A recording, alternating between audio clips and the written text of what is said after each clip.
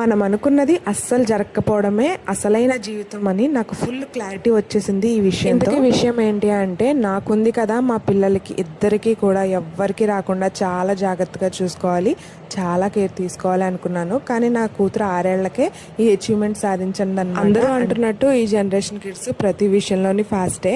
నా కూతురు అయితే ఈ విషయంలో మరీ ఫాస్ట్ అన్నమాట. 6 ఏళ్లకే కళ్ళజోడు పడిపోయింది. అదేదో అచీవ్మెంట్ లాగా నా కూతురు చాలా హ్యాపీగా ఫీల్ అయిపోయింది. నాకు కళ్ళజోడు వస్తుందో వచ్చని.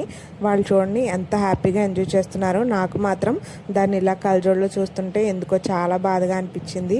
అప్పుడే ఈ ఏజ్ నుంచే స్పెట్సా అని. అందుకే అనిపించింది మనం కోరుకున్నది అస్సలు జరగదేమో అని. ఏదేమైతే నా కూతురికి ఏ స్పెట్స్ బాగున్నాయో కమెంట్ చేయండి. ఫైనల్లీ మేము ఏది సెలెక్ట్ చేసాము కూడా నెక్స్ట్ వీడియోలో చూపిస్తాను. ఇంత దూరం వచ్చిన తర్వాత మనం ట్రై చేయకుండా ఉంటామా?